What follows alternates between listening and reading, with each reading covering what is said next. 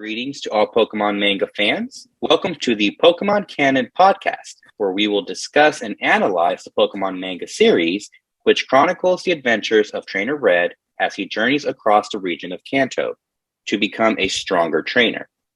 On his adventure, Red catches Pokemon, collects gym badges, makes allies and enemies. Join us as we take a closer look at the overlooked origin story of Trainer Red and his Pokemon adventure. I am your host, Sir Serrato. And hi guys, I'm Daramu. How's it going? It's Fleur. All right, and this is the Pokemon Canon podcast.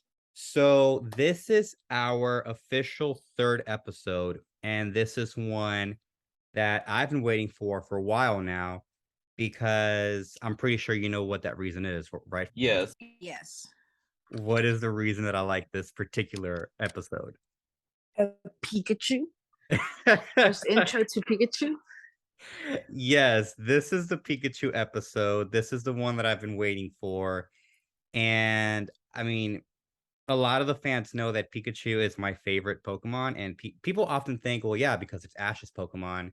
No, that's not why. It's because Pokemon Yellow was my first game ever, and I just remember playing with Pikachu and really, really enjoying how the whole aspect of him following you around.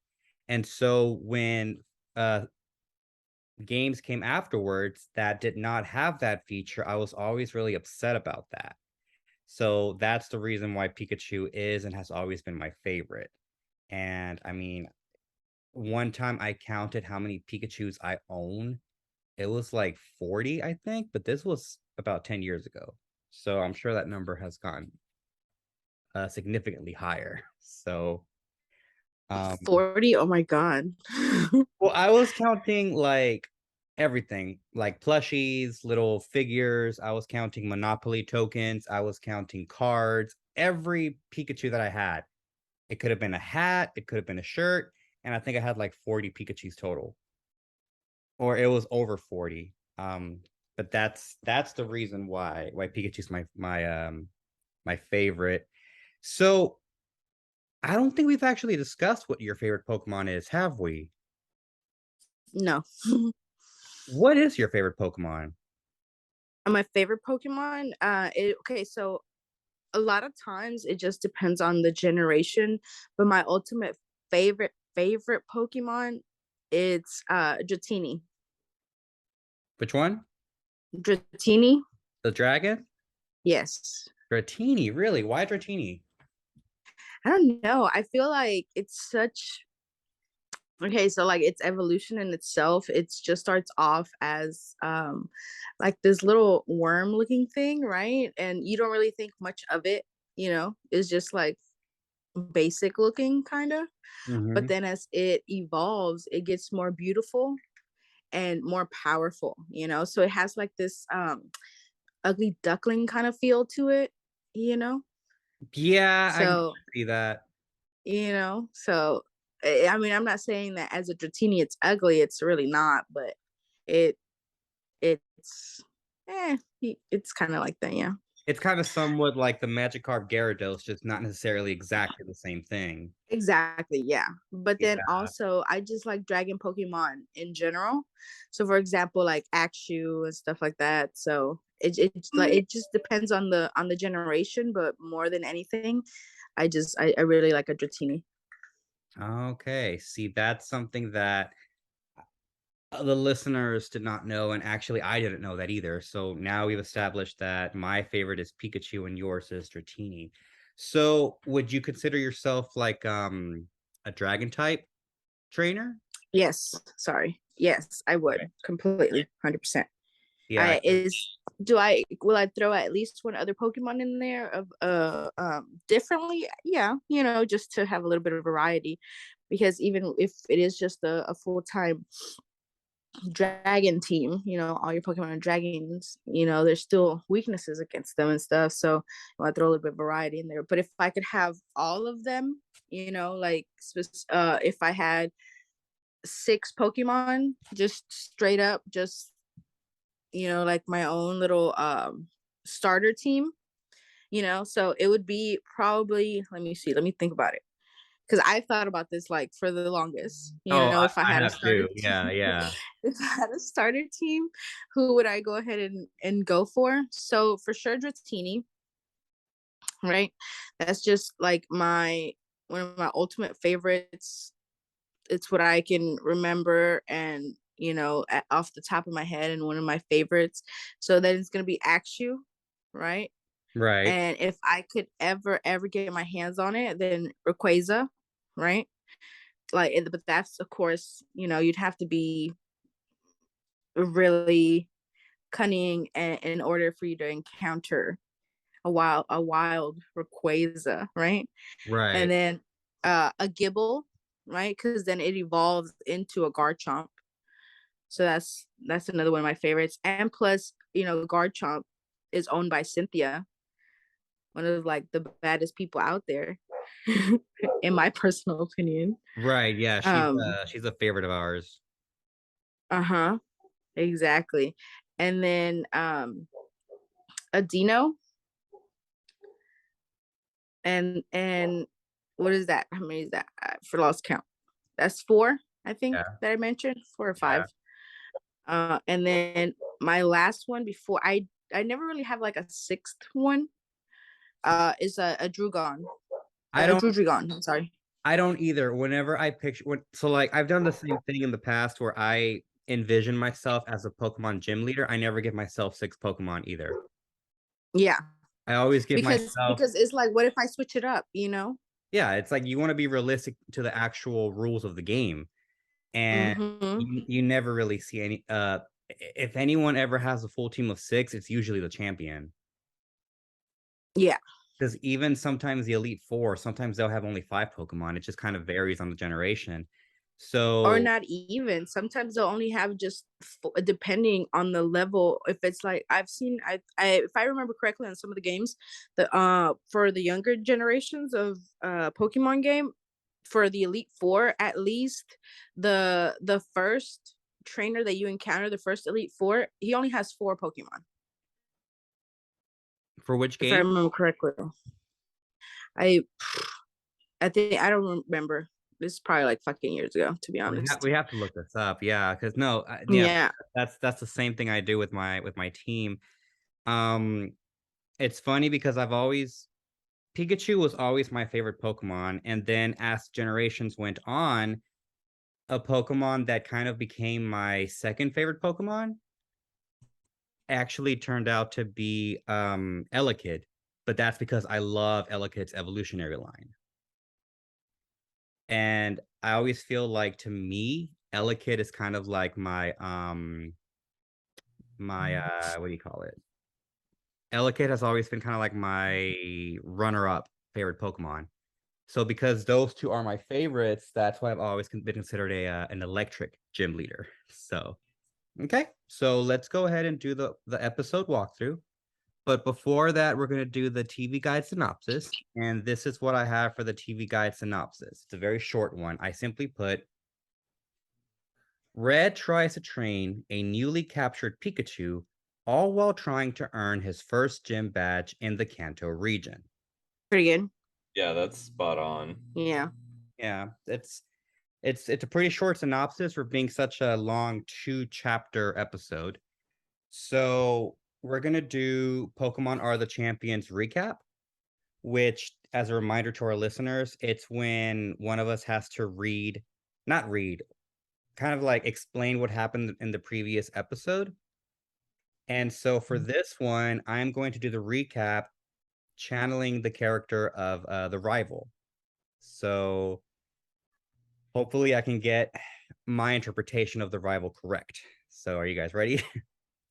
Ready. All right, here we go. I guess it's my turn to fill you in. While Red was out failing miserably at catching Pokemon, I was hard at work filling up my Pokedex. After mistaking Red's Poliwhirl for a wild Pokemon, Red and I got into an alteration. It was stopped abruptly, however, by a wild Kangaskhan. I decided to capture this Pokemon, but Red insisted on stopping me from doing so. After an intense disagreement, Red stepped in and stopped the battle between Charmander and Kangaskhan. Turns out the Kangaskhan wasn't able to battle because it had an injured baby in its pouch. I'll admit, I might have misjudged Red, but I guess every winner needs a runner-up. Damn, that shit was good. I like that. Was it? Yeah, it was really good. All like dead serious. That was fucking good. Well, I was like, I want to give like that like, you know, the typical anime rival, like the real cool guy or whatever. Yeah. Totally, I get that. That was really good. Awesome. I'm glad you liked it.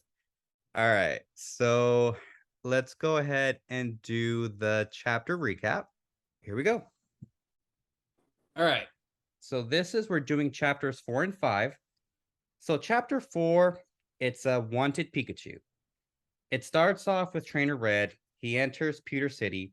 As he's entering the city, he sees a group of people. I guess they're angry. It's an angry mob, but it's a children's book, so they're not holding up, pitchforks. They're holding up nets. There's a flyer on one of the walls that falls down, and the flyer turns out to reveal that apparently there is a Pokemon that is wanted. This Pokemon just happens to be my Pokemon Patronus charm, Pikachu. So the group huddles around this Pikachu, and they're ready to catch it, but they're all very inexperienced. And Pikachu kind of just outsmarts them and keeps getting away from them. Pikachu ends up running over to, I'm guessing it's like a fruit stand, and he's eating the apples and the bananas, and the people are just mad, So there's this one person who has a net, and he successfully places the net over Pikachu. Pikachu gives that snarky Pikachu look and uses a very powerful electric attack. So basically, from here, he shocks the person, Pikachu gets away, and I guess we're supposed to get the impression that this is just like an ongoing sequence that they're just failing over and over again, because Red pops in and he's like, "Oh man, I can't take this anymore. This is just embarrassing." So Red pulls out his Pokeball and he sends out his Bulbasaur. I think it's the first time that we ever see a Bulbasaur and a Pikachu, or two starters together in the same page. So when Bulbasaur appears, the trainers are not the trainers, the people are excited because I guess they're not used to Pokemon trainers. They even say, "Oh, a Pokemon." So Bulbasaur and Pikachu are looking at each other. Pikachu uses an electric attack to where Bulbasaur gets hit. It creates, I guess, a barrier of fog. As the barrier begins to disintegrate, out of it, we get to see the silhouette of Red and Bulbasaur before we see Red and Bulbasaur. Pikachu sees them, and he kind of realizes, oh shoot, I might be in trouble here. Because Bulbasaur releases a cute little leech seed. It's like a little seed. It looks like those seeds that whenever you go out of town on what do you call it? On road trips, you stop at the gas station to get those seeds. What are they called? Oh, Sure. like the sunflower seeds? Sunflower seeds. Yeah, it looks like it's like a tiny little seed. That's exactly what it looks like. So the seed pops out. I like this because in the games, we know that the leech seed kind of like releases a plant or vines that wrap itself around the Pokemon and drain its energy. Here it kind of just like bitch slaps Pikachu. And Red just shouts to hit it with the sleeping powder. He sends in the Pokeball and he catches the Pikachu. After that, Red is a hero. The villagers are all very happy. Red got to save it. They're just very grateful about this. We get the impression that it's been some time later where they're all sitting together and they're feeding Red. Red is just eating his food and he's very grateful about this. He pulls out his Pokedex to get a reading on Pikachu, and I like how they're very selective of which Pokemon they show in the Pokedex, because up until this point, we've only seen one Pokemon, which was Venomoth, right? Yeah. So in this one, we get to see Pikachu in it as well, and it's of course they're going to do Pikachu. There's no way that they're not going to do Pikachu. If they're going to do any Pokemon at all, it's going to be Pikachu. So Red is reading about Pikachu, and he's very, I guess, excited that he caught a new Pokemon. And he's excited that he's going to go out into the world and catch more Pokemon because he wants his Pokedex to be complete. But the Pokeball is moving inside of his pocket, and when he checks, the Pikachu is not happy about the situation. Pikachu is actually very, very angry. So it's later in the day, and we know because the image changes to a different. The image, it doesn't show anyone. It's just an image of the city, so it implies that it's been some time. Red is talking to Pikachu, and he's trying to bond with Pikachu, but Pikachu is just not having it. Pikachu is being very, very stubborn. He is giving him the side treatment. He's doing that thing where in the video games they kind of ignore you, because that's basically what he's doing. He's turning away.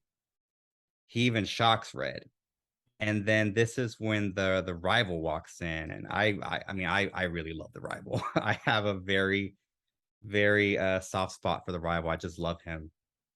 He comes in and he's talking to Red, and if you guys notice, he's still being kind of like, how can I put it? He's A still douche. he's still being kind of douchey, but he's being douchey sort of in a respectful way. Like, I acknowledge you're actually a worthy adversary, but I'm still gonna be an asshole to you kind of way.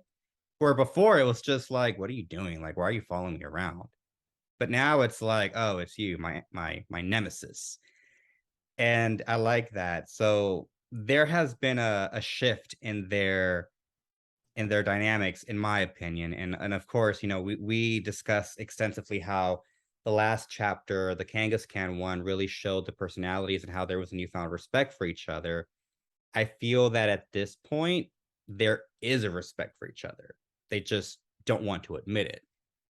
So Red is angry. The two are about to fight, or so it looks like it, because Red even has like his knuckle sandwiches, which I don't get why they do that in Pokemon. We all know that they're not actually going to fight. I think the only time I've ever seen an actual fight was when, wasn't it Ash who punched Mewtwo in the movie? Yeah, Ash definitely tried to punch me too. Yeah, it's like I think that's the only time I ever saw like a physical actual fight in Pokemon involving one of the human characters. So then this scene, this panel here, I it's a really good image because they're both facing each other. And I kind of picture that, that's that typical cliche whenever it's like two cowboys about to fight and you hear like that Western music in the background. It's kind of what I envision in this moment when they look at each other. So the rival says that, I'm not going to battle you because you don't have a badge yet. And he explains to Red about the gym badges. He explains to him that the badges, if I remember correctly from when I was reading this, I think the badges, yes, the badges give you your Pokemon energy boosts, which Red is, I'm guessing this is the first time that Red's ever learning about this, because it's kind of interesting how in the anime series, when Ash started his journey, did he already know about the Pokemon League, or did he discover that as his journey went on? Ash started out knowing about the Pokemon League. That was his whole thing, was wanting to get a Pokemon so he can go to the Pokemon League. It was right. Yeah. Okay. Yeah. So in the manga series, Red, I guess his sole purpose was just collecting all the Pokemon. So Red's purpose was collecting the Pokemon. He just happened to stumble on the Pokemon League, where Ash's purpose was to enter the Pokemon League. He just happened to fail miserably at catching all the Pokemon. I really don't like Ash. I think I've said this many times. So we learn about the Boulder Badge, which belongs to Brock, and the rival just says this really snarky thing that I'm not going to battle you if you don't have a badge because then you're just not worth it. Red gets really angry, and I'm going to assume he said, "You jerk." I mean, we can interpret whatever he said in that little panel there. He might have said, "You jerk." Who knows? Depending on what channel you're watching it. So Red tells him that he will accept his challenge as soon as he earns a gym badge. And he goes ahead and makes fun of the electric mouse. So then Red takes on the challenge and agrees to go battle this Brock Pokemon trainer. Green's flyer falls out of his pocket. And when I say falls, falls, it was very intentional. He wanted Red to see that. So when Red reads it, he sees that there is a flyer advertising for a gym battle. Pewter City gym leader Brock will take on all challengers. So he gets excited. He wants to battle. He's going to do it the first thing in the morning, but he realizes that his Pokemon are all very tired. He agrees to take his Pokemon to the Pokemon Center to heal them before the battle. The next day, this is where there's kind of an interesting little moment here because the Pokemon Center apparently seemed to have been vandalized. And for that reason, Red is unable to battle. Or not battle. He's unable to battle with his Pokemon because the two Pokemon that he had, which by the way were a grass and a water type, a perfect combination for taking down Brock, are now not fully healed. So they're not able to really battle in this one. So Red only has one Pokemon available. And he has my favorite cute little Pikachu. He's getting ready to battle with Pikachu. So he's running to the gym. He's getting to the gym. He arrives to the gym. He's walking down the hall. He sees, it looks like those WWFC shows from back in the day where The Rock and John Cena started off on. Do they even have those anymore? Yes. Yeah. You do? I don't think they have WWE anymore. I think it's just WWF now. But I could be wrong. I haven't. But seen it in essentially, years. it's around the same thing essentially. So Yeah. Yeah. it's just different name. Vince McMahon bought one out, and I don't remember everything after that. That's all high school for me. Yeah, I think I only cared up until John Cena left. So here, if you see, I'm gonna ask you guys, who's that Pokemon? Who's the Pokemon that's battling there? That's Charmeleon, right? Exactly. Yeah, So what does that tell us? that his Charmander evolved. Exactly. So the rivals Pokemon has officially evolved. So when Red arrives, and just so we're clear, we're officially transitioning into chapter 5, or the second half of the episode. Red walks in, he sees the rival battling. He realizes that he's a little late, but he wants to go sign up to go battle. I think it's cute how the gyms in this one have a receptionist desk that you go and sign in to battle. It's very formal, yet it's also more chaotic than the video games because you don't see a crowd of people cheering in the video games unless it's like a Pokemon contest in Generation 3. So Red goes in. He knows he's limited. His two good Pokemon, Bulbasaur and Poliwhirl, both have low HP. Pikachu will not battle. Red has to battle. So he tells his Pokemon, as long as you don't get hit, you're fine. Which the logic makes sense, especially considering their typings.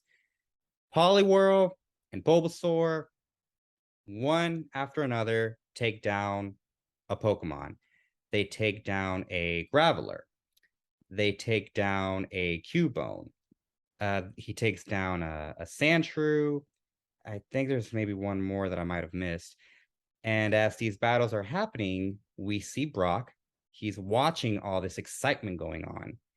But as these battles are going on, Brock's just kind of like, this might be a worthy adversary. I really want to battle him. So Red is talking to his Pokemon. They're really, really tired. I don't think Bulbasaur and Poliwhirl really could take on Brock at this moment. They're just very, very tired. So Red's talking to Pikachu, trying to convince him to please, please, please do this battle for me. I really need this help. He goes into the ring. He sends out Pikachu. Brock is ready to battle him, and Pikachu turns away. So Brock sends out an infamous rock attack, and Pikachu does this cute little thing where it's just like jumping off the rocks or so. I'm assuming that's the animation that they're trying to imply. But then one of the rocks hits him in the forehead in the same manner that the leech seed hit him in the forehead. Of course, this angers Pikachu. So Pikachu, in rage, turns around and shocks Red. He shocks the wrong person. I love sassy Pikachu, guys. So Brock sees this. He sees Pikachu is basically chasing Red and shocking him. Brock is offended. How could you? You were winning on pure dumb luck. 10 points to Gryffindor on pure dumb luck. So Onix is there. He starts forming this attack. It looks like a tornado, which is that even a real attack? It's not. I think so. For an Onix, I think so. I think I've seen it before. Yeah, like in the anime, it's definitely an attack. In the game, there's no like whirlwind attack like that for rock types, unless it's supposed to be Sand Tomb, but it does not look like Sand Tomb. No, Sand Tomb is like supposedly like rocks fall out of the freaking sky. Oh, that's Rock Slide, but no, like yeah, no, like him like actually spinning like that, like there's nothing that actually is a rock move or even a normal move that's kind of like that. Yeah, because even if it's a flying type, they'll use like their wings to form some sort of gust of wind. They'll start glowing or whatever, but they are do wind. But in the games, they are certain Pokemon that do tornado. It's just not a rock Pokemon. Yeah. Yeah, it's a weird. They don't really explain it. I mean, he says Skull Bash, but I don't think he has to swirl his body like that to do Skull Bash unless he's doing it to gain momentum. Oh, he can't even learn Skull Bash. He can't, right? No. Yeah, he can't even learn Skull Bash. Okay. Well, there you go, guys. That's part of our trivia. Onix cannot learn Skull Bash. But you know what? They're already throwing out logic for this chapter, which we already know. So hey, just give it Skull Bash. It doesn't matter. Oh no, trust me. I've got a list of things I want to address when it's that time. Oh, I know. I do too, actually. So what happens is he's about to attack Pikachu from behind. Giggity. And so Red dives in, he pushes Pikachu out of the way, he saves Pikachu. Even though Pikachu was being a total douchebag to Red, Red was sympathetic. He still cares about his Pokemon and doesn't want him to get hurt. Pikachu realizes, oh shoot, I might have been, too hasty on this kid. That's when Brock, for some reason, decides to attack Red. I don't really get the logic there. So he decides to attack Red. Pikachu gets angry. Pikachu unleashes a very powerful electric attack, which does not affect Onix, but it knocks him out unconsciously by breaking his body up, apparently. And so the people are watching in amazement. Brock is shocked. I think every reader was like, okay, sure, for the sake of the plot. He is announced the winner. Pikachu does a little happy dance. That concludes the battle. So then we go into what I'm guessing is supposed to be later that afternoon because it even shows a sunset. Red is sitting with his Pokemon. He is holding his first badge. So we get to see how Red obtained his first badge. I really don't want to say earned. He obtained his first badge, and Pikachu is just kind of like, yeah, whatever. But I like how we see Red sitting down with his first 3 Pokemon. He reaches out to shake Pikachu's hand. Pikachu reaches back. He shakes his hand. He has a cute little smile on his face, which turns into a mean little smirk, and he shocks Red. Next thing you know, he's following Red around, and Bulbasaur and Poliwhirl are just watching as this is happening. And that sets up not only the relationship between Red and Pikachu, but it kind of shows you the different personalities within his Pokemon. We already have his first trio of Pokemon, and that is the conclusion of the third episode, chapters 4 and 5. Okay. All right. So let's go ahead and discuss this episode. What exactly do you guys want to talk about? I know that there's one thing that we're all pretty sure going to talk about. So before we get to that part, is there anything else that anyone would like to talk about for this chapter? So I'm starting back at the top. So, Ash catching Pikachu, kind of something that we've touched base on it. Oh, I don't we've actually touched base on it on the previous episodes, but the official mascot for the Pokemon Company. I think we talked about it off channel, but how it was supposed to be Clefairy. Right. Yeah, so I like going through this and thinking about like if it were Clefairy, how Clefairy would have changed this whole story. Because like instead of doing understock, maybe it could have metronome and done random moves against Ash and still had that sassy aspects to it. So that's the first thing is just like I just like to kind of think about like the what if parallel to it because I would have preferred Clefairy, but that's just me. Right. The second thing is the panels with the leech seed. Yes. So I didn't get that was leech seed because the way it looks is like just because right afterward, like you kind of see Pikachu kind of get drowsy right afterward, and then it says start with sleep powder. It looks like he was actually behind, like Bulbasaur already done it. So I thought it was actually sleep powder, and you know, just the way it was, like it looks like he hit him with the seed, and then the powder exploded right below him and fell on him. Oh, That's you just know how what? I I thought never it was. caught that. Yeah, so I was like, that's an interesting way to portray sleep powder because sleep powder is always just like use sleep powder and then like you just see like dust appear from wherever. So You know what? You are right. The reason I thought it was leech seed was because he says sleep powder after the attack, and that's what threw me off. yeah, I was reading it. I went through like these two panels at least a couple times because it literally starts off Bulbasaur doing his he does the seed first. Ash didn't even say anything by this point. He just said Bulbasaur attack, and you see it explodes, and then you just see Pete kind of get drowsy. He's like, "Start with sleep powder." It's like, yeah, he did. Like the battle's over. He's done. So Oh my god, I think you just caught a mistake in the manga. Good job. You just caught one. Hmm. Yeah, honestly, I would have gone the rest of my life thinking that was leech seed, but that is sleep powder.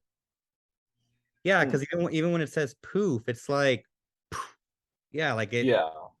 Okay, yeah, that's So I don't know. I just thought that was cool because it was like I said, in anime I feel like it's kind of lazy. Like they literally would just do like this powder and whatnot, but it actually shows like, you know, if Bulbasaur, you know, being this little plant Pokemon, like how he would actually have to get sleep powder on them. He doesn't have like any like dust or anything on him. Like he's not a mushroom or anything, so like he can't really shake and do it. So this is how he does sleep powder. yeah. So Okay. And then I think that's only notes I had before we get to this massive debacle. Yeah. Flare, is there something nice you want to say before we tear this one to shreds? Oh, I will say this, okay? From the beginning, I'm very when it comes to like mangas in general, I'm more attracted to the sketching and to the pictures themselves. That's just who I am. I'm not I'm not like Daramu that's like, oh man, this word doesn't go with this with this motion type thing, you know? I'm Yeah. more into like the actual cartoon. So one of the things that I will say, nice, this Pikachu in certain pictures at the beginning from when it's being advertised as being wanted kind of reminds me of that original Pokemon card where there's also like a rare card of Pikachu with like I think it's yellow cheeks, it has like the little spark coming out of them. That's like Gen 1 Yep. Pokemon card set, which Yeah. is really, really cute. So, on his wanted poster, that's what he looks like. That's what it reminded me of. And certain places also, that's what it reminded me of that original picture. And then some of these, he looks very Pikachu's a mouse type, right? So in some of these, like when he's eating the apple, and you see like the little what is it called? Musical note. It's like, okay, like they literally emphasize the fact that it's a rat. Like this is a freaking rat. Yeah. Stealing Yeah. food, trying to get caught, and certain places it looks very okay, so if you go to where the villagers are chasing it and Red is like, Bulbasaur, go, and Bulbasaur comes out and is about to battle it, there's that little picture of it, like it says sneer. That reminds me of a different Pokemon, but I can't put my finger on it. It's like the face of a different Pokemon on there. Which panel? So you go to where Red pulls out Bulbasaur. Oh, Right? I think I know. I think I know who you're seeing, but I'll let Oh, John get there first. okay. All Where right. it says sneer, the face that Pikachu is making there, it reminds me of a different Pokemon. I just can't put my finger on it. The funny thing is, I see it now too, but I actually I know what Pokemon you're talking about. Do you see it, Daramu? I see it. I just don't know which Pokemon. Okay, kind of ignore. Okay, so for the listeners, we're on page 50 of the book. On page 50, at the very bottom, it's the middle panel. It's just Pikachu, right? Yeah.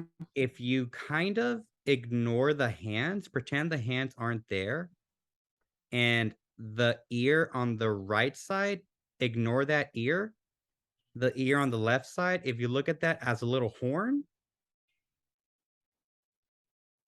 it kind of looks like Dugong. Oh yes, there it is. Right? Yes, that's who it is. It looks like Dugong. It does look like Dugong. Just like take the nose off. It looks like that. Yeah. That's what it was. So when you were saying it reminds you of Pokemon, I'm like, what are you talking about? I was like, oh, it does look like Dugong. Yeah. I Do can you see see it, it. I can see it. Daramu? Yeah, I can see it. Yeah. I was like, okay, and I feel like I guess with such an early stage of manga, you kind of that's how you start off with. You base one Pokemon, you do one Pokemon, and then you base everything else off of it. Mhm. And that's the perfect example of it right there.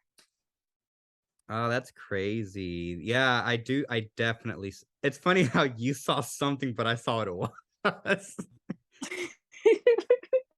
I really like the aesthetics that Pikachu was given for the manga series because he is more mouse-like. The Pikachu that we know in the manga series or the card games or the video games, usually the body, it's kind of the same size as like the head, but in the book series, the head is freaking huge compared to the body. And the legs, they're not so, how can I put this? Usually like the hands and the legs are their own separate body part. Here they're like drawn in usually, unless it's an exaggerated panel like when he's attacking Bulbasaur. So this Pikachu does have a different look, and I think that by making it a little bit fatter, this one, whenever I see fan art with Pikachu, I can already identify if it's this Pikachu or the Pikachu in that we know in the anime series. But yes, I love the aesthetics they went for on this one. So now that we've said the nice things, I think it's only appropriate that we let Daramu walk us into this part. So take the floor, man. For the gym part? Yeah. Okay, so let me get to my panels. Yeah, so starting off like seeing his Charmeleon, I was like, okay, cool. So he already had Flamethrower before, so he's at least level 32. So it's helping me figure out like, the power spike between everything. Because I think we established that the solar beaming Bulbasaur is at least 52. So I was like, okay, the rival's catching up to Ash. Love it. So um you see a Graveler. The Graveler has to be at least level 25. So I was like, okay, cool. That's awesome. That's if he evolved it. So he probably did. Um, Honestly, I don't see why his Poliwhirl or his Bulbasaur couldn't have swept this entire gym. Like, that's my whole thing on all this is like, there's no reason why they couldn't. Like, the Bulbasaur is obviously over leveled. The Poliwhirl has like a times 4 advantage to most of the things in this gym. So, I mean, they both do. So it's like, it made no sense to me why they couldn't just sweep it. But then I remember plot armor and it's supposed to be Pikachu episode, so I get it. Yeah, that's most of where I was at. I mean, the death of Graveler was kind of terrifying because like you actually see him shatter. Like he legit shatters on that stage. I guess we're all just okay with that. So Damn it, you took my that was my standout moment. oh, I'm sorry. It's Yeah, okay. like he legit shatters and nobody bats an eye. Just guys like even he's kind of like, eh. So he's obviously sad about it, but no one actually goes up to comfort him or check on this Graveler. So I guess we're all just fine. It's very fucked up. His Pokemon just fucking got killed. Like it breaks, and it's rock. It's just yeah, that's what I thought about it. What I really hate to say about this particular chapter, and I really, really hate saying this, I feel that the anime handled this battle better because there was logic behind how Pikachu beat Onix. He beat him because the sprinklers went off, so Onix got wet, and with water on him, Pikachu was able to use an electric attack, and that actually did have some effect. So I hate admitting that the anime handled this battle better. They were more clever about how Pikachu beats Onix. This one, it was kind of like, well, he's the main character. We just introduced him, so he has to win regardless. So fuck logic. Yeah. Do you guys ever watch The Simpsons?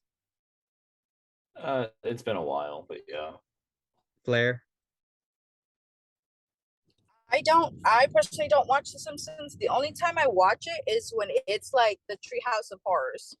Yeah, I think most of us do.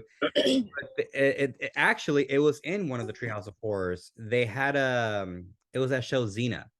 The actress was at a comic book convention and they asked her about something that made no sense in the show, and she said, "Oh yeah, whenever something like that happens, a wizard did it." So Oh, so for this one, my logic as to why Pikachu was able to beat Onix is that a wizard did it. So yes, wizard did because it. in the animated series, you know, first off, electricity can't really go through rock. It doesn't. That doesn't work, right? So essentially, it's the same thing in the manga. So even in the cartoon, the only one that really, when we first meet Brock, right?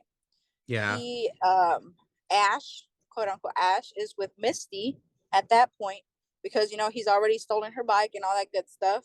And so when they go and meet Brock, Misty is actually the one to, if I remember correctly, defeat him first, just because she has all these water type Pokemon.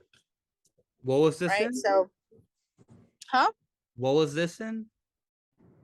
If I remember correctly, this is like back in the freaking 90s. Okay. When the show first came out on WB.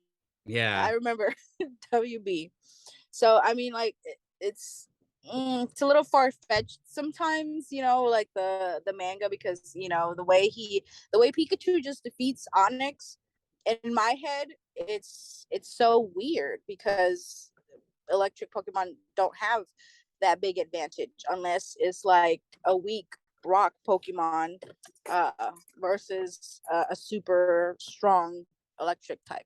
Like it would have it would have been cool for me if, when Onyx did the Skull Bash, maybe Pikachu intentionally lured him to strike a specific area that would get like his head caught or something, and then Pikachu and would knocked himself out.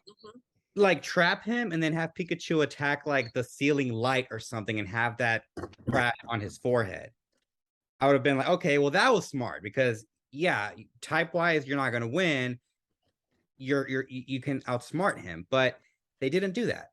I would have enjoyed that more if there was some actual logic behind the way that he beats Onyx. It was just kind of like, well, here he is, boom, you win. Wizard did it. And I really like, I love the manga series, but this is, for me, even the first time I read this was like the one that I was like, ooh, I didn't like this chapter that much for that reason. Even with the Skull Bash, like Ash directly interfered, and so in my eyes, that's a disqualification. Yeah. Like, he shouldn't, like, if that's the case, then why aren't we all just death dropping and dodging to save our Pokemon during these battles? Like, it made no sense to me. It absolutely made no sense to me. No. And then realistically speaking, right? If, in the case that Pokemon were real, these are creatures that are like so huge and so powerful. If you get in the way, you're 100% gonna get some kind of concussion, some kind of broken bone. you know 100%. To me, him jumping, okay, so like when he jumps and grabs Pikachu, right? That's one, right? Like you're just done, right? Like if a piece of rock hits you the way he hit that Pikachu in the back of the head, I'm sorry, but that's a whole concussion, Yeah. And then there's different situations where he does this all the time, and I get that it's a cartoon, I get that. But if you really think about it, if this were real life, I am sorry, you're not a cat, you don't have 9 lives. It's like a child just died on stage today. Like, I know. what the title should have been. Somebody go ahead and grab those giant rake brooms and just rake them off the stage real quick.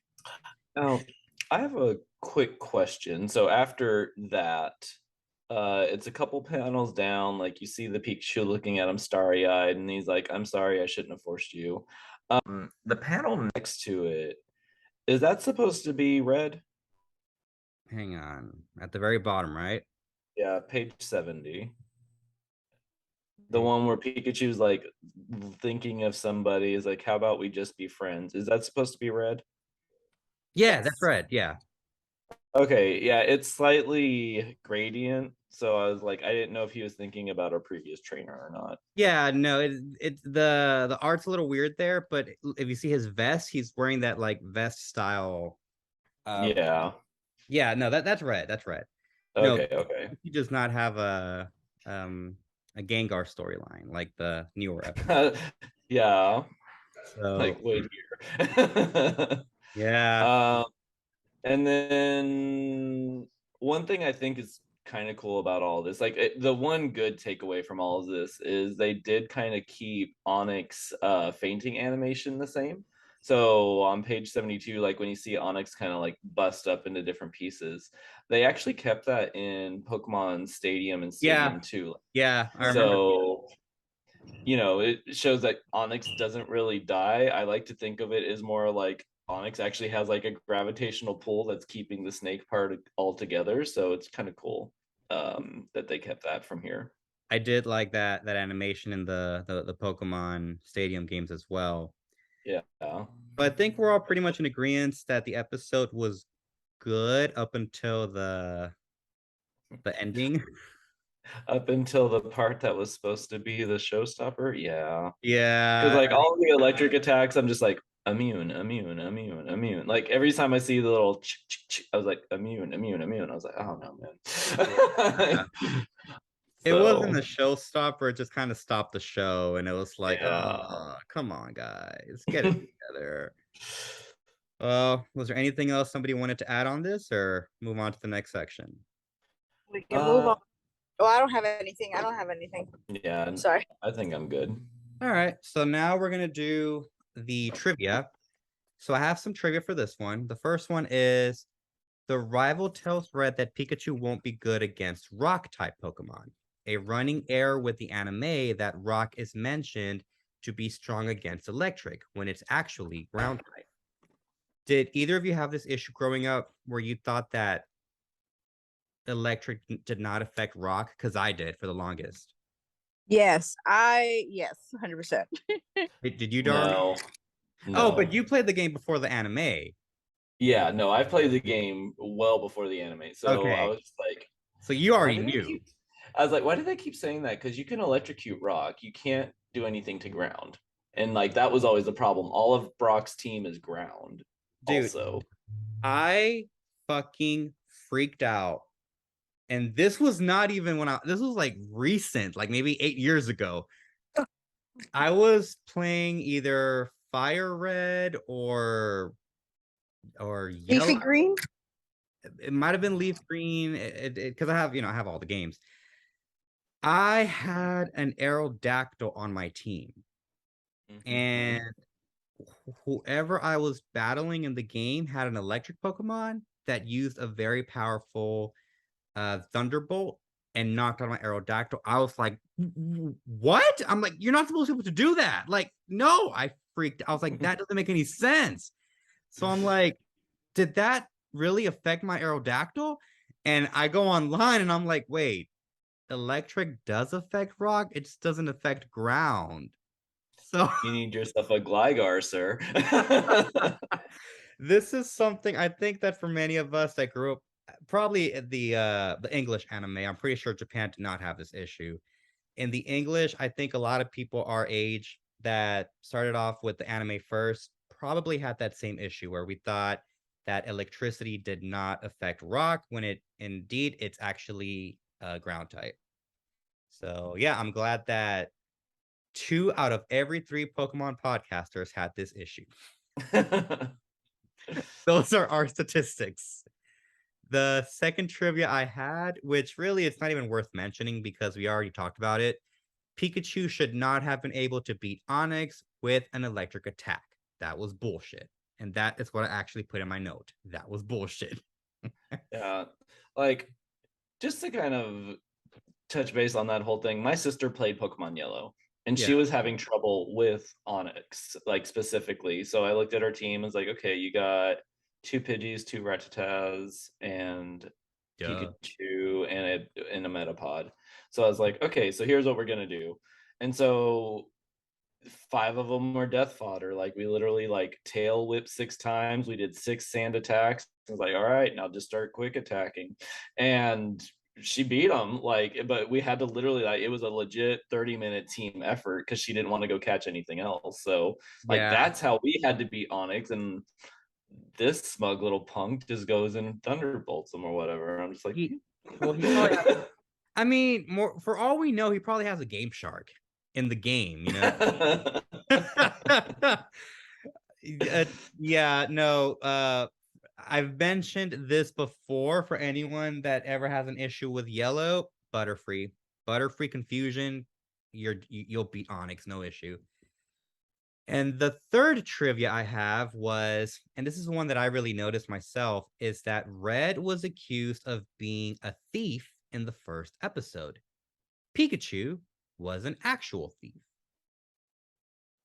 So there was an interesting parallel between that pairing. It wasn't, accidental.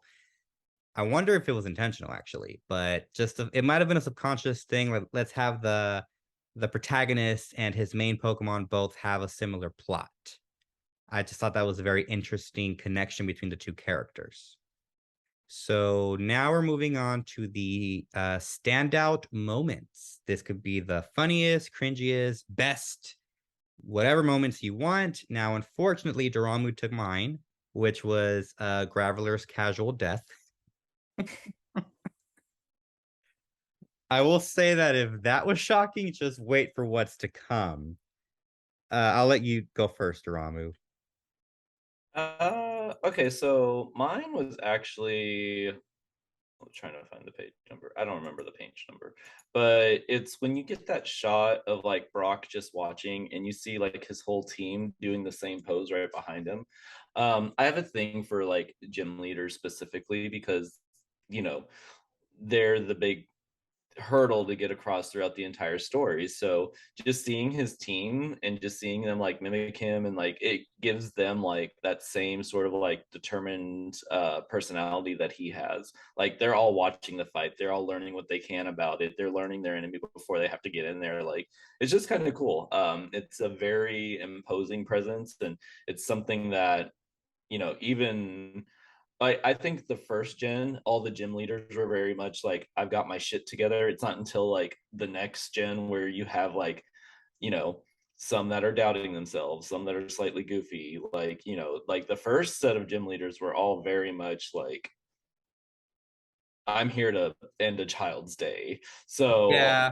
it's really cool to see that one panel specifically for me, because it literally sets the tone for the rest of the gym leaders going forward. Yeah, the first 8 gym leaders, they were, I don't want to say carbon copies of each other, but they were very. Oh no, they all had their own ambition and drive and reason for doing what they were doing, but they were all very, I guess, professional in a sense. Like they knew Yeah, that they yeah, that's the they best way to had to put it. defend their badge. And they were ready to go. Yeah, at a moment's notice. It wasn't any of these like, I yeah, go pick berries. Here's a badge, thank you. I can't be bothered today. Like, no, they were very much like, so you made it here. All right, let's do this. Like that's how they all were, every single one of them, and I loved it. And so Yeah. in this like one panel, like you see that that's exactly what we're gonna get. Okay. I like that. Yeah, because it's like it's not just Brock who is analyzing the situation, the Pokemon are too. Yeah, and you Yeah. can see it, like, you know, and these are supposed to be rocks, so it's like, you know, you're not expecting them to be smart or anything, but no, they are legitimately analyzing the situation, trying to make sure they can do whatever they need to, And and we're it's just not really badass to see. and we're not discriminating rocks, just to be clear. Flare, what was your standout moment? My standout moment. Mm. Well, I mean, okay, so it's not really a standout moment. I kind of already saw it coming, I guess. So at the end of the chapter, you know, when Pikachu's like, "Here, hold my hand, let's be friends," type of situation, right? Like it kind of was like, okay, yes, he might go ahead and shock him, but at the same time, it's like, did he really do like a 180 and was like, yes, yes, be my friend, be my friend.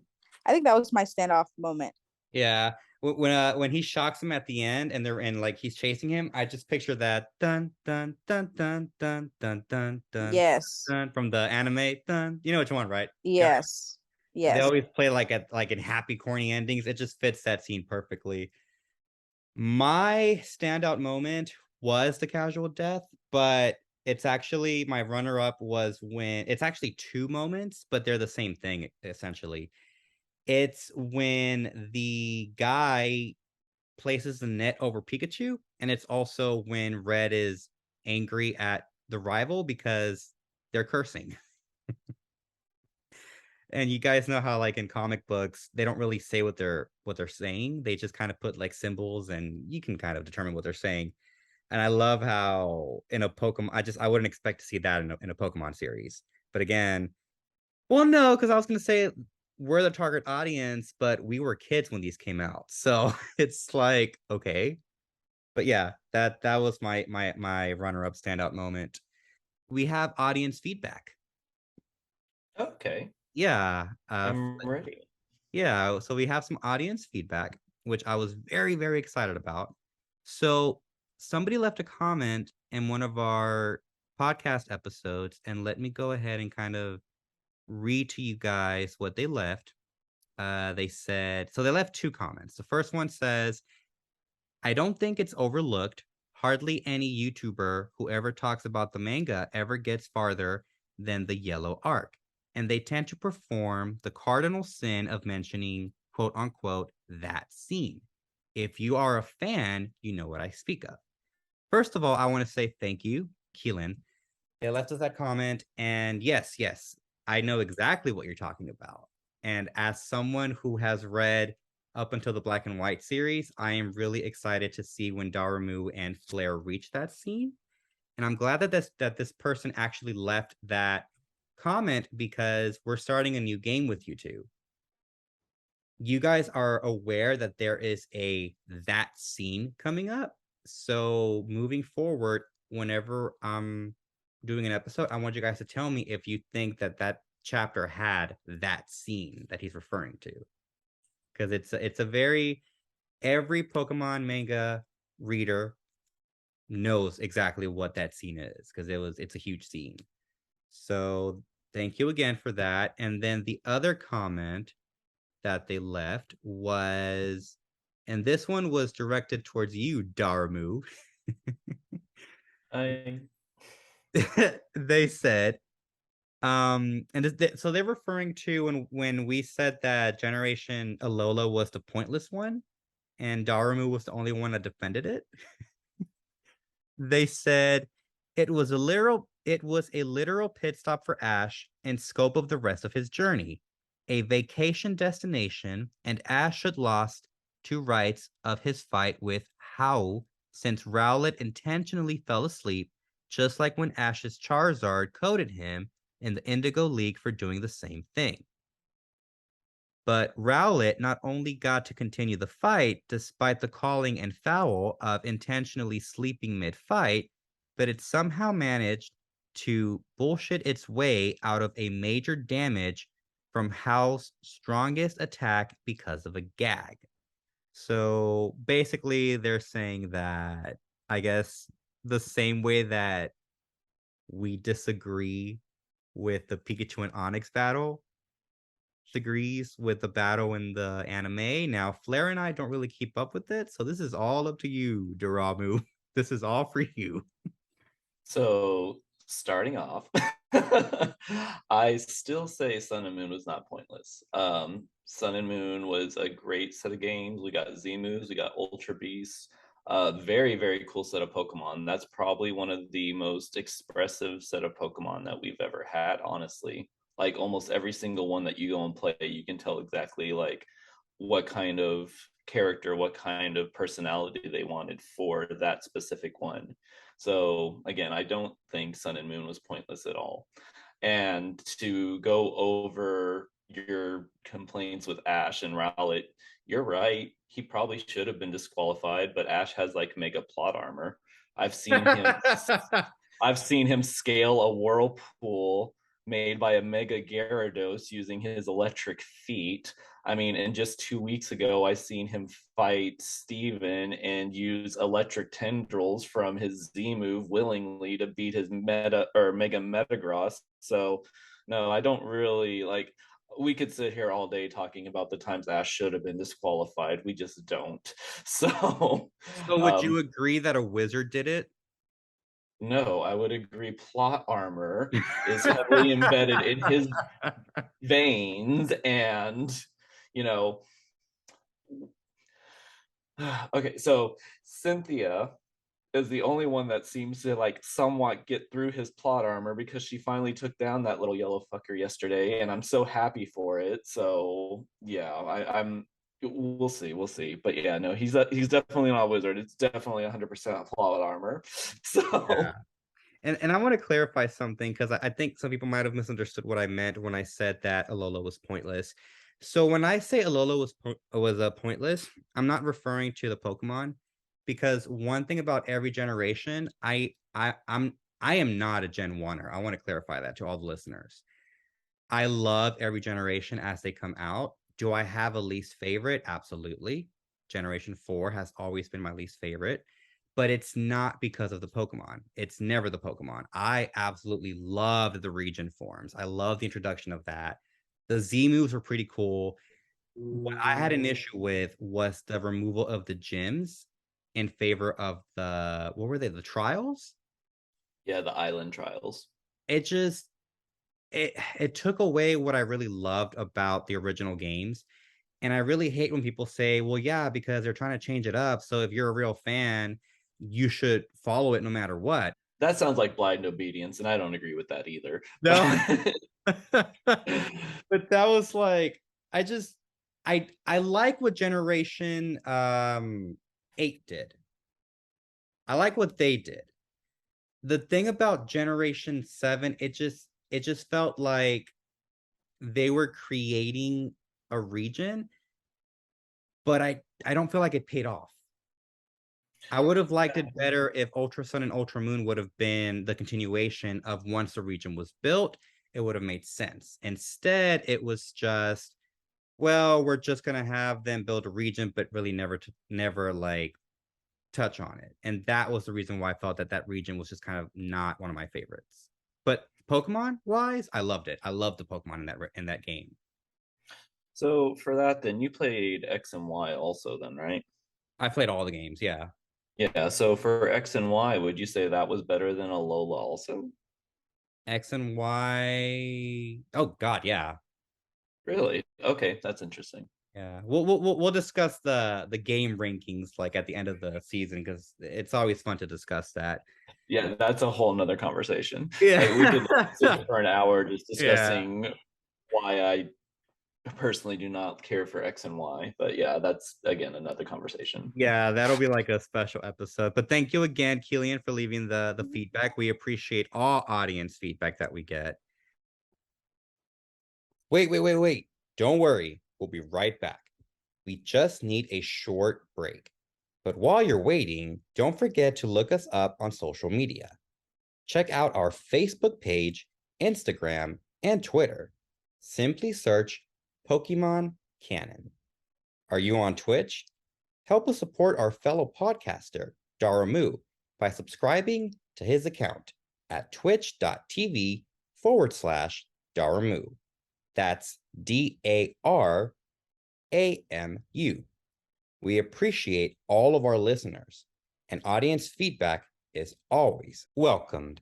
Now, back to the show. Now we're getting into my favorite part of the episodes. It's the episode titles. So you guys are ready, yeah. So we're gonna start off with Harry Potter. Who wants to go first? Me, Go ahead. Harry Potter, and the plot armor thickens. Oh, Would it be Trainer okay. Red? Oh yeah, Trainer Red and the plot armor thickens. Mm. I like that. Fleur, what do you have? Oh. Ooh. Okay, so it's not really a title, I guess. I guess it's more of just like, um, this will shock you. Okay. Ooh. Harry Potter, and this will shock you. Trainer Red, and this will shock. How about Pikachu, and this will shock you? Oh yeah. Yeah, there you go. All right, I've got one. So my Harry Potter episode is Trainer Red and the Electric Mouse. Mm.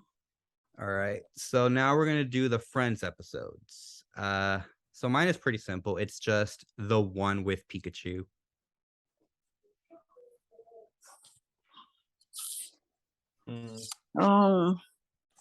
I guess for me it'd be like the one with the badge. Okay, yeah, that's a good one too.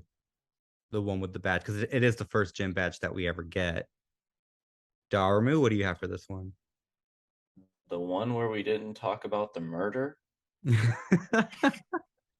Part 1, you'll see. You'll see. All right. Hannah Montana, and I want to go first. I chose Katy Perry, Electric. Oh, okay. So I did Katy Perry's Electric, which is for the Pokemon soundtrack, which was super appropriate. Oh, this is easy then. Yeah. This one is We Will Rock You by Queen. Yeah. Fleur, what do you have? I think I'll have to skip the Hannah Montana one. I really like, my mind is like so blank right now. All right, so we're gonna do the Gossip Girl. So Gossip Girl, they always referenced movies. So I chose Pikachu, Love, and Thunder. Oh, that's cute. That's cute. I know. Mad Pikachu Beyond Thunderdome. Say it again. Mad Pikachu Beyond Thunderdome. Beyond Thunderdome. What is that from? Mad Max Beyond Thunderdome. Oh, okay. Okay. Oh. Blair, what do you have for the movie reference? For the movie reference, I think, let's see. Oh man, I'm like, my mind, I know so many movies and my mind is just going blank right now. Let's see. Oof. Yeah, no, I don't have one for this one either. No worries. So now we're gonna do Who's That Pokemon? So here's what we're gonna do, guys. Okay. Since I won last time, I'm gonna choose the Pokemon, right? Okay. Here's the thing. You two are playing. Whoever of you two loses has to do the episode walkthrough, as well as the Pokemon Are the Champions recap for the next episode. Okay. Deal. You don't want to lose. Okay, and I'll give you one clue as to what Pokemon I'm thinking of, okay? It's not Pikachu. Ah. Oh. So it's Raichu. Oh. All right, so we are doing. Am I right? No, it's not right. Okay. So what we're gonna do is you get 20 questions total. As you're asking, I will type them in the chat box so we keep track of the questions, and you take turns. So Daramu, you go first. Is it a dual type? Yes, it is. It is the dual type. Okay. Is it a flying Pokemon? It is not. Is it a version exclusive Pokemon? Actually, it's not a region exclusive Pokemon. It's available on all three, red, blue, and yellow. Okay, cool. Oh, okay. Is it a bug type Pokemon? It is not. Okay. Would it be considered a common Pokemon? And I know that one's subjective, so. I would say intermediate. Intermediate? Yeah, in the section it appears in, it's not super common, but it's also not one of the ones that's hard to find. Let me see. I'm thinking. It's a dual type. It is not a flying type. It is not Or a a bug. exclusive. Yeah, it's not a bug type. And is it common? I would say intermediate. And I'm pretty sure I misspelled intermediate. You can ask. It's You fine. can- It's fine. I get it. I don't know. I'm like, thank you. I'm really trying to think, but is it okay? Is it a dragon then? No, it is not a dragon. Remember, guys, whoever loses has to do the recap next week.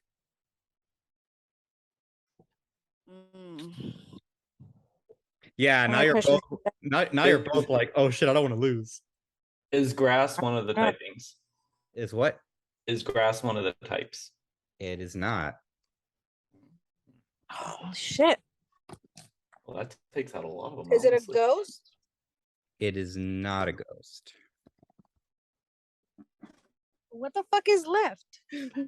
Is psychic one of the typings? Yes. There it is. Is Oh, it okay. Jinx? Is it who? Is it Jinx? It is not Jinx. Is it Abra? No, it's dual typing. Oh, it's Jill. Oh, snap. So it's psychic and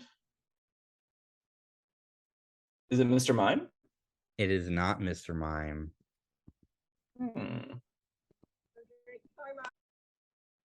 Hang on, guys. 1, 2, 3, 4, 5, 6, 7, 8, 9, 10, 11, 12. You're at 12 questions. You have 8 questions left. Let's see. All right, I need to think a moment. I also need a moment.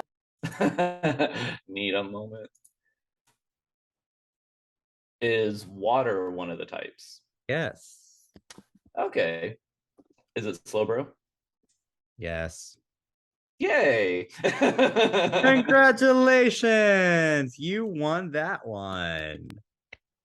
You know Oh what that man. means, right, Fleur? Yes, I do. Oh my god. I gotta get my vocals going. All right, so this is the fun part. We get to decide what character you have to do the recap as. And I have a suggestion. Which one do you want to do, Daramu? So I also because I was thinking if I had to do this, who would I do it as? And I was mentally prepared for Sassy Pikachu. Sassy Pikachu? Yeah, like I would do the whole thing from Pikachu's perspective. Okay. So your suggestion is Pikachu, right? Yes. Okay. My suggestion would be Professor Oak. Oh, Professor Oak. So Fleur, you get to choose which of those 2 suggestions you'll do the recap as. So don't tell us today. What I want you to do is I want you to just choose which one you want to do and then just write out a recap and then personalize it the way that I did the one earlier with the rival. Just channel that character. And then on the next one, you're doing you're gonna do the recap along with the walkthrough. So we'll be right. So now we're gonna. I'm gonna ask a lot of questions leading up to it. Awesome. So now we're gonna do the episode rating. So for this one, I give it 3 out of 5 shenanigans. Because the episode was actually good up until the ending. If it weren't for that BS ending, it would have been maybe like a 4.5. But I'm deducting a 1.5 all the way to 3 points just because of that ending.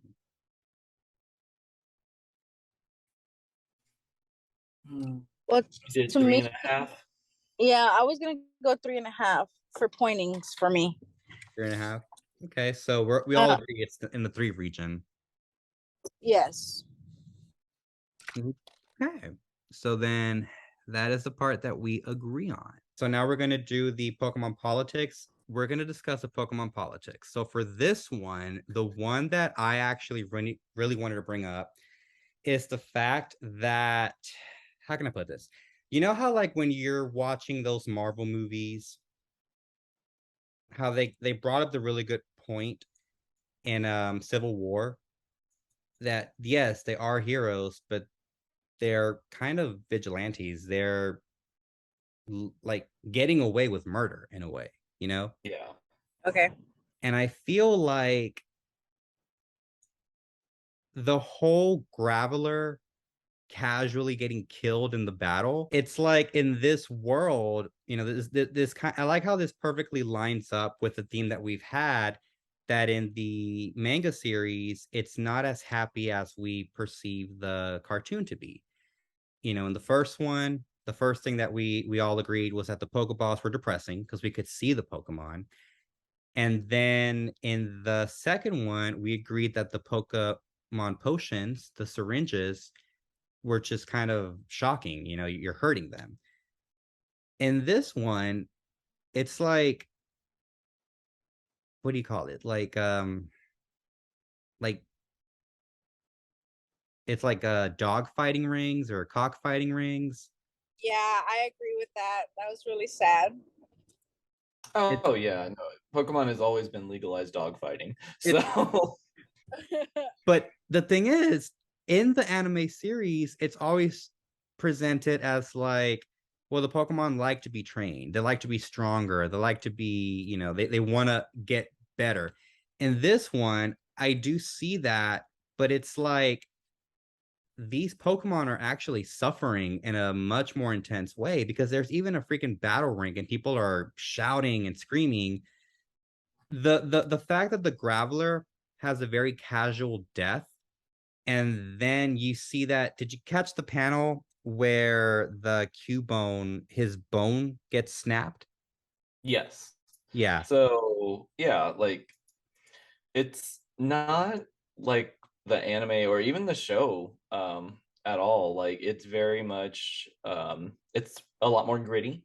Because in the anime and the show, or I mean in the anime and the game, it's always like, oh no, I respect my Pokemon. Oh, I wouldn't let my Pokemon do something they weren't wanting to do.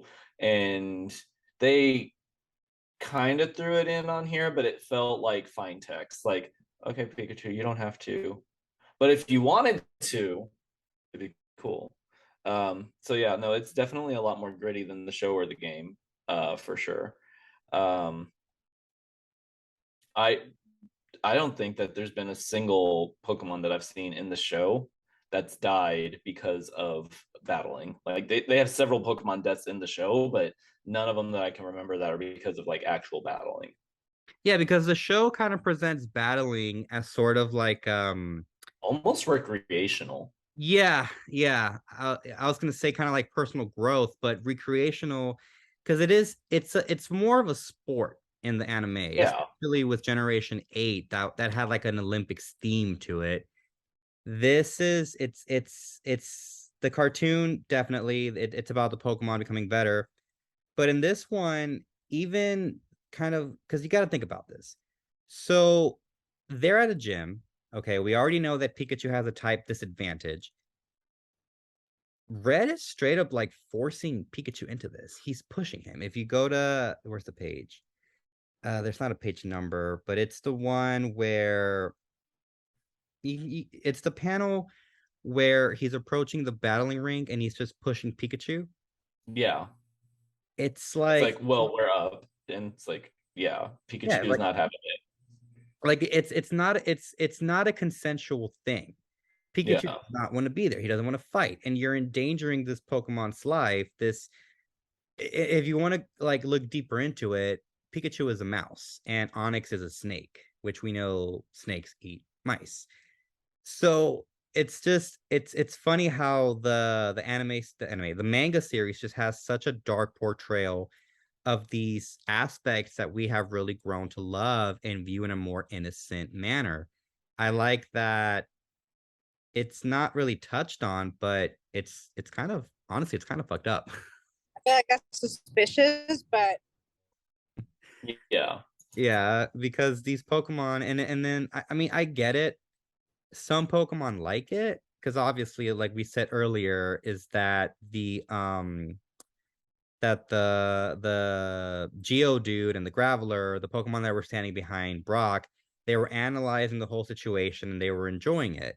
But I feel like in this one, I mean, no, that it's correct. They're enjoying it. Some Pokemon like it. Some Pokemon, I guess, want to be a part of it, but clearly some Yeah. Pokemon don't. So it's like I almost don't want to say, because it sounds kind of funny saying it, but like, where do you draw the line at a Pokemon battle consent? When do you know, like, if the Pokemon actually wants to battle, or if you're just doing it for your own greedy reasons? Yeah.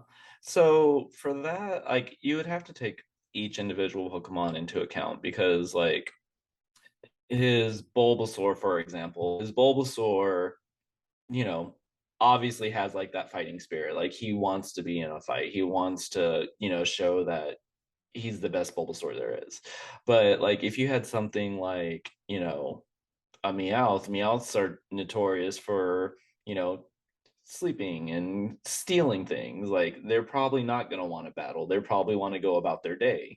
So, you have others that are like Ekans and Pidgey, like, you know, they don't really care about battle. They just want to be in the forest and whatnot. So, you know, you would have to have like, I guess, a list of which ones would be okay with it, or you'd have to have some way of exhibiting that your Pokemon would be, you know, it's exhibiting like traits that it wants to battle.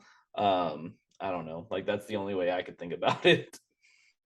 Yeah, and like, cause my thing is, cause okay, so the Pokemon go in, right? You go to a gym battle, you take your Pokemon to battle the Pokemon gym leader. It's like you said, in the anime series, they've never shown a Pokemon die from a battle. The way that the manga's presented, I'm pretty sure that it's happened before. So in the Pokemon government system, are they just allowing these Pokemon to go into these Pokemon battles and die, and there's no consequences or repercussions or any protocol because of it? It just seems like a very dark world to me, because like you said, I mean, that Graveler, the way that it just broke into pieces, like it's done. They're not gonna Yeah. say it. You know, it'd be kind of funny if maybe there's, well, you know what? That explains Lavender Town. Yeah. That explains why Lavender Town has so many Pokemon in that area that have died. And this one, it wasn't really like a quote unquote fun episode. This was one of those important episodes because it introduces Pikachu. So we had to get that character out of the way. We had to introduce him. And I like the fact that it's different from the anime series where we first meet Pikachu in the first episode along with Ash. In this one, we kind of get Red and the rivals' relationship fleshed out first before we bring in the mascot. So the second political aspect that I notice is that Pokemon trainers, to me, are kind of viewed as like, okay, so in the Pokemon universe, there is a classist system, but it revolves around Pokemon training. I noticed that a lot of times if a character happens to be a Pokemon trainer, suddenly there's all this admiration and respect for them. And I feel like it's almost like Pokemon trainers are influencers before influencing was a thing, but they're treated differently. I mean, yes, I get that they're rewarding him for catching Pikachu because of all their food, but just in general, does it mean that as long as you're a Pokemon trainer, you have sort of like this high stature over anyone else in the Pokemon universe? Because it is shown that some people don't have Pokemon. Like it's specifically Pokemon trainers. And usually the ones that, because like Ash's mom never had a Pokemon, I'm not gonna say that one. right? Yeah. No, she never had one No, she gets a Mr. Mime throughout the in the show, show. but that was more as like a houseboy kind of a situation. Okay. Yeah. Your mom and Johto, I think, had a Meowth. Or no, is that Sword and Shield? It could have been both. I don't remember The honestly. Meowth, that was a Lola. Alola. Okay. Because So I remember that if you chose Litten, it was kind of cool seeing the two cats interacting with each other. okay. So yeah, I mean, yeah. So you know, there's a lot of people who just don't have trainers. Thinking about the classes system, so like I'm kind of thinking about X and Y, and I'm kind of thinking about Legends of Arceus. So in Arceus, like they are very much against using Pokemon. Like they have no intention of using Pokemon. It's not until you get there and they're like, I still don't want to, but if you're going to, then thank you. Like, you know, because like you end up solving all these issues with, you know, Pokemon that you've caught and everything. And then so if you think about like the story from X and Y, how they are very clear that Pokemon were very ingrained in their life. Like, you know, even if you weren't a trainer, Pokemon were still helping the society. They were still helping, you know, advance civilization and whatnot until ends thing. Uh, but yeah, like you look at this one and it's kind of like they haven't quite gotten there yet. Like it seems almost like, you know, it's almost kind of like Legends of Arceus. Like it's like they haven't quite gotten to that point where they're fully committed to using Pokemon in everyday life. Like they're still kind of like testing the waters on it. So it's kind of weird that that game is supposed to be like the prequel to all of this, and then when you start playing like Red and Blue or Green, like they still haven't quite gotten to that point yet. Because there's still a lot of people in this game that don't have Pokemon. Like when you go in like into certain houses and whatnot, like they'll tell you where to buy potions and anything, but like you don't see a Pokemon with them. Yeah, it kind of reminds me of like the Marvel movies. How, first of all, have you seen the Marvel movies? I'm sure you Yeah, have. It yeah, kind of reminds me how, like in Captain America, the first Avenger, we show that technology was very highly advanced when he was, when he was in his timeline. But then somehow when he goes to the present time, it's almost like, in a way, technology degraded. And it's yeah, not, but I mean, I guess that had to do with the character of Tony Stark's father. But I got that same feel because I was talking to a friend about it, and I was like, yeah, I like how in the first Avenger, technology was more advanced when he was in his timeline, and I thought so. It's kind of how I'm seeing that similarity here, in that in Pokemon Arceus, there was like you said, they were learning the traits, but then on this one, they still are. So yeah. Oh, I agree with that 100%.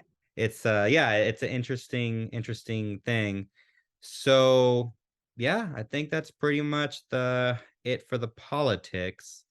So other than that, did you have anything else that you wanted to include? No, I think that was pretty much it. Like I said, this one didn't really have anything like hidden or anything like that. It was very straightforward.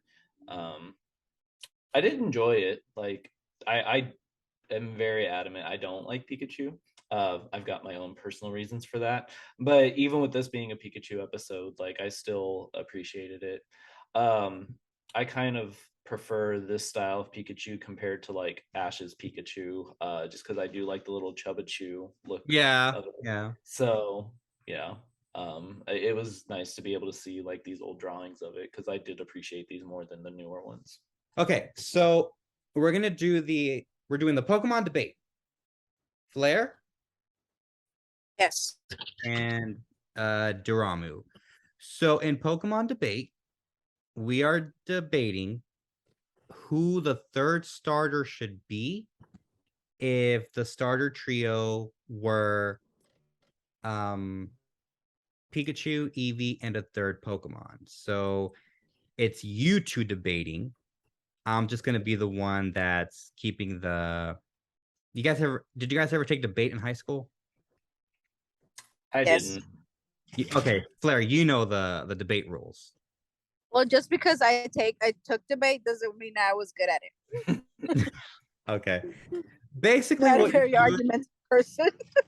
basically what you do is, as you're speaking, you let the other person finish before you chime in. So you can't cut them off. You have to let them get their point across. So Got it. I'm gonna do a coin toss. Hang on, let me get a quarter. All right. Daramu, you call it. Heads or tails? Do tails.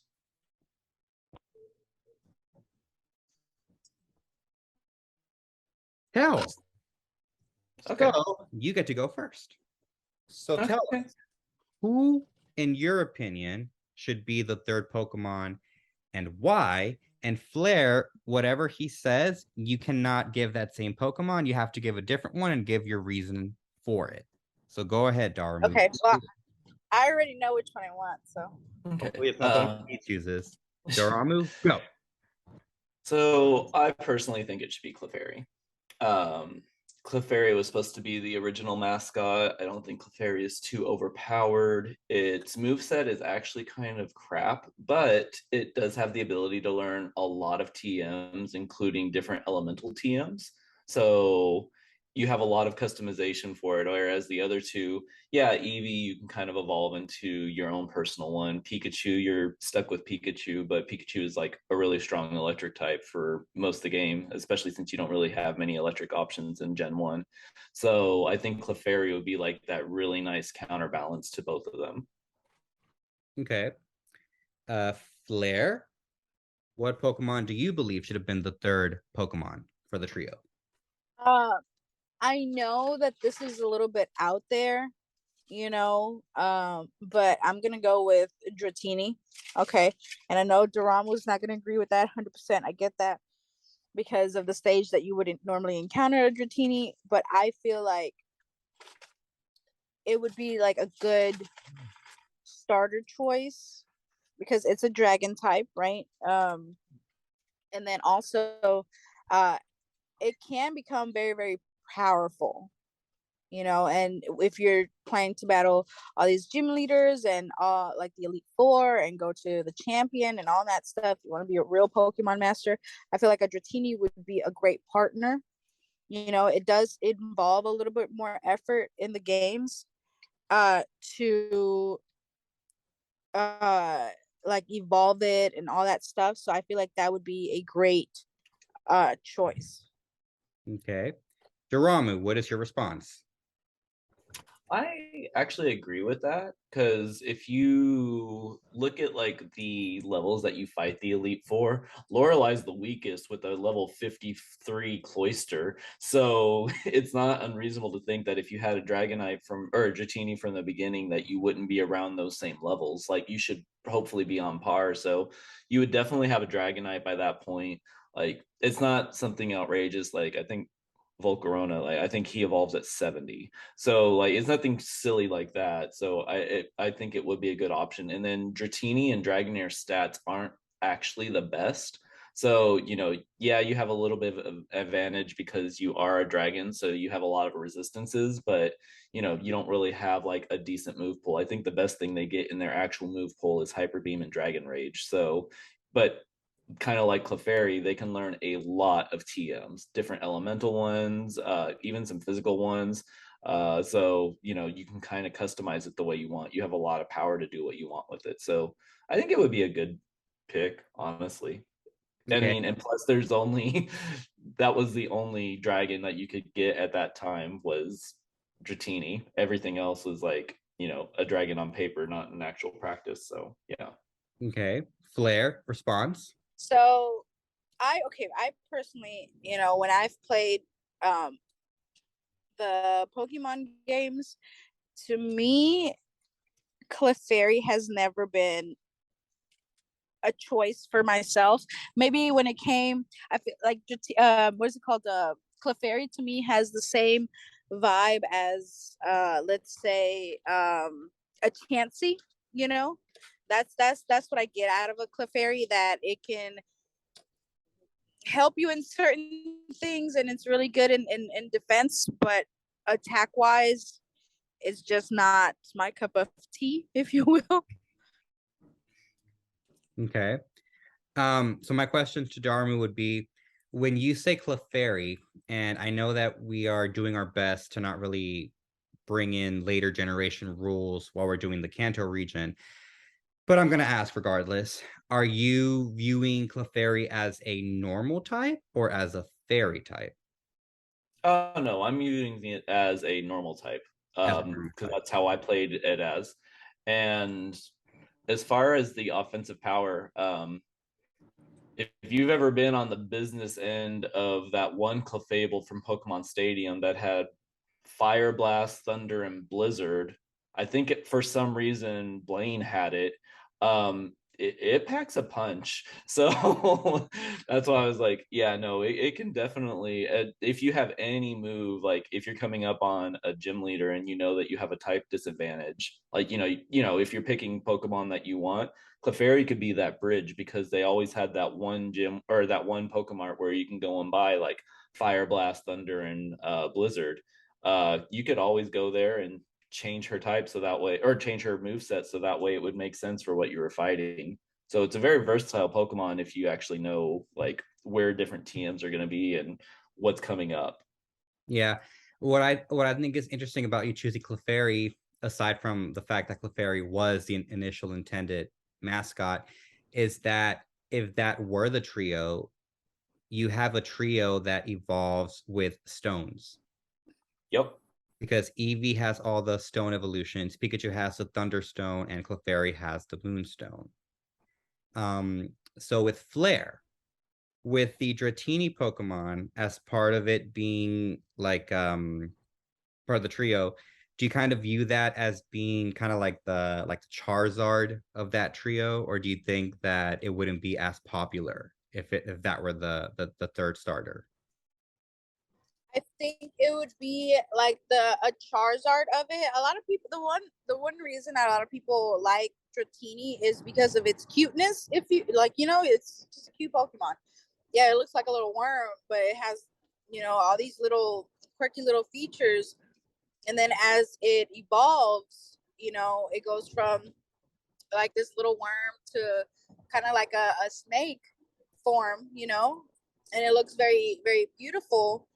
That when it becomes the Dragonite, you're like, holy shit, like that came out of that, like that evolutionary stage for it. I think that would attract a lot of people to it, because the people that are attracted to it now, even if they don't know a lot about Pokemon, is the fact that it's just a cute little thing. Yeah. I Yeah. don't know if you played Pokemon Unite, but Dratini is actually really cute when you start off as Dratini and you're just kind of like squirming your way trying to evolve. So Yeah. yeah. I do like the idea that if Dratini is the third starter, you start off with a Pokemon that it actually takes you a while before Dratini can be useful, because it doesn't have that Yeah. many good attacks in Generation 1. So you would struggle, but it would be a huge payout. So I do like that aspect of it. All right. Well, thank you guys for the debate. You guys can leave comments in our comment section. If you're on YouTube, let us know who you think would be the good third starter Pokemon. If you think it is Clefairy, or if you think it would be Dratini, or who you think it would be. And keep it to a Generation 1, please. We're only focusing on that generation while we're reading the Kanto region. Yeah. All right, so we're about to end the show, but before we do, I just gotta do one last thing. Just gonna send a picture to the chat room, and based on the image, you need to kind of save image. You need to kind of guess what it's hinting that's gonna happen in the upcoming chapter. Okay. So the image has been sent. Oh, okay. So it's Misty and Gyarados. So I'm assuming that he's gonna, what is it, beeline it to Cerulean City? Yeah. That means he's gonna completely omit Mount Moon. So Okay, so that's your prediction. yeah. So yeah, that's the image. Now, what I will tell you, when I was reading this for the first time, after this particular episode, the one thing that I was looking forward to, I wanted to see how each gym was set up, because the first one was like a boxing ring. And so I was wondering, well, how are they going to do each gym? Are they going to continue that same theme for each one of them? If not, I wonder how they're going to decorate them. So that was the one thing I was looking forward to when I was reading this. So for our listeners who aren't watching the image that I just sent in the group chat, it is a picture of Misty, and she has a Gyarados. And actually, I just noticed something. She's holding on to something. Is that a jelly-filled donut? It's either a donut or a berry. But yeah, she's definitely holding on to something. Yeah. That actually was not part of the clue. That I yeah. But no, so okay. So you're predicting that we're gonna get to the Misty Gym next in the next Yeah. episode. All right, Which awesome. is kind of wild. If I'm right, that's kind of wild, just because, like I said, you're omitting 2 routes and a whole mountain. So Yeah.